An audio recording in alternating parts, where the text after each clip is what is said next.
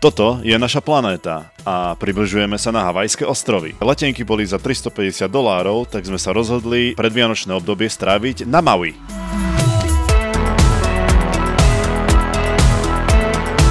A prečo práve Maui? Na túto otázku vám odpovie toto video. Strávili sme tu 9 dní, obehli ostrov dvakrát a vybral som miesta, ktoré sa určite oplatí vidieť. Nazdar, pozrite, po čom kráčame.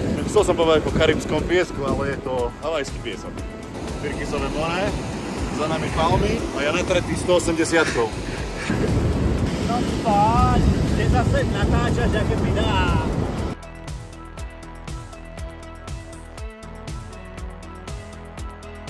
Hoapiri Trail je krátka prechádzka popri pobreží po ostrých lávových skalách. Chodník z roku 1924, ktorý prepájal pobrežia a chodili po ňom ľudia a králi. Že by som mal zbraň v ruke. V roku 2023 tu bol najbrutálnejší požiar v histórii a historické mesto Lahaina bolo kompletne zrovnané so zemou. My sme sa snažili ísť pozrieť tieto časti, ale všetko bolo zatvorené a strážené kvôli bezpečnosti, ale bolo všade okolo nás cítiť, že sa tu stalo obrovské nešťastie.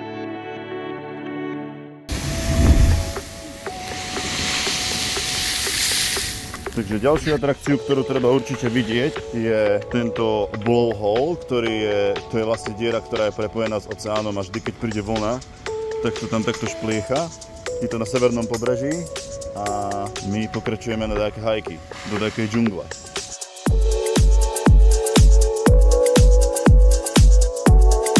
Idem sa hodiť do Makaoe Springu. Kúpanie v doline bolo mega osviežujúce a potom sme sa presunuli o kúsok ďalej na jeden z populárnych hajkov na ostrove, ktorý sa volá Waihi Ridge Trail a hlavne je preslavený tým, že sú tam neskutočné výhľady na všetky kopce okolo.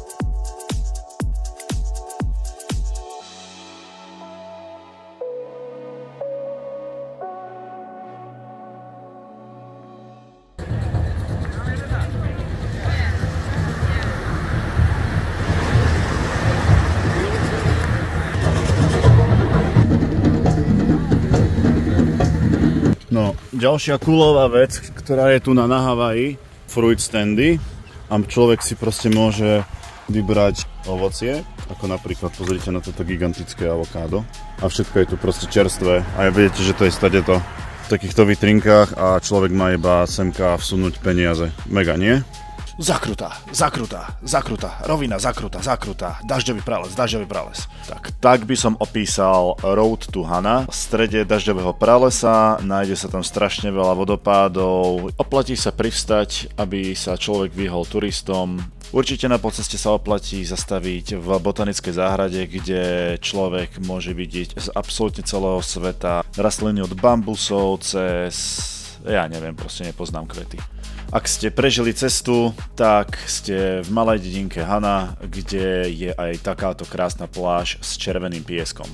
Určite treba spomenúť aj to, že Havajské ostrovy sú finančne drahé. Sme nakupovali iba v supermarketoch, ktoré sa nám zdali tiež pomerne dosť drahé oproti Vancouveru. Auto sme mali požičané z najlacnejšej autopožičovne, aká existovala, ale to nám vôbec nevadilo a ušetrili sme peniaze tým, že sme nebývali na žiadnom ubytku. Deň a noc sú tu nás skoro rovnaké, keďže je to blízko rovníku. Východy a západy slnka sú pomerne rýchle. No a čo sa týka nočnej oblohy, ostrovy sú absolútne v strede ničoho, patria medzi druhé najtmavšie miesto na svete, čiže hviezdofili si prídu určite na svoje. Ďalšie super miesto, táto prechádzka cez bambusový les na Pipivej Traili, ktorý je ukončený vodopádom. Aemoku Waterfall.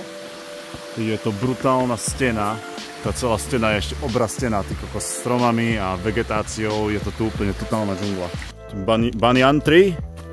Konečne som to povedal správne. Indický strom znovu vrastá do zeme a vytvára strašne veľkú spleť sústromia, ale najväčší, ktorý bol tu na Maui, bohužiaľ zhorel minulý rok.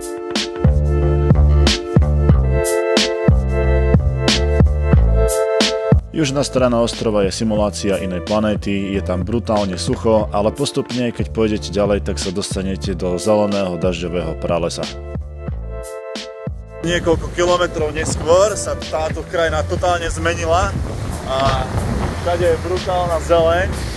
V rádiu sme sa dozvedeli, že hlásia na dneska až do zajtra 120 km vetry, tak som zvedavý, že pôjdeme niekde v nejakej vode a budeme sa pozerať na brutálne veľké vlny, alebo sa budeme niekde skrývať pred padajúcimi kokosmi.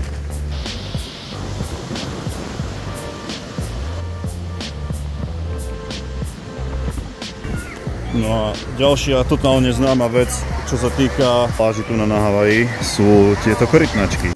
Bez šnorchovania by sme nemohli ani odísť, takže tu je zo pár záberov, ako to vyzeralo aj pod vodou. Ak mal človek šťastie, tak uvidel aj korytnačky, väčšinou boli okolo nás exotické rybičky, ale bol som nepríjemne prekvapený, že korálové útesy neboli také pestré, ako som očakával, takže tým pádom ani ten život tam nebol taký, ako by mal byť.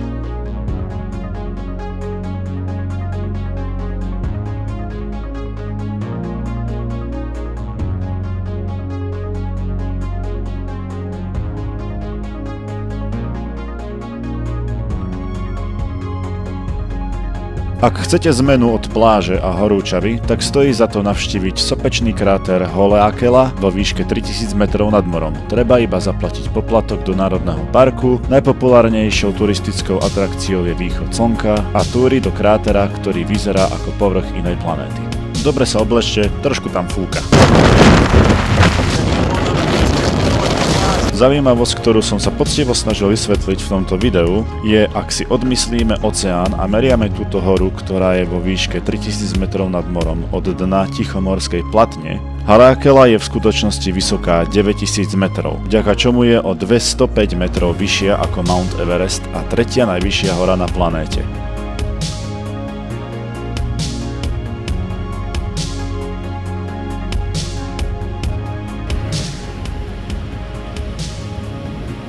Nachádzame sa na našej obľúbenej pláži a bohužiaľ je to naša posledná vychádzka na pláž, lebo dneska večer letíme už do Vancouveru, do hrôzostrašnej zimy. Ale nemôžem sa čo sťažovať, za mňou je dúha, tam sú korytnačky a ideme za chvíľku do vody.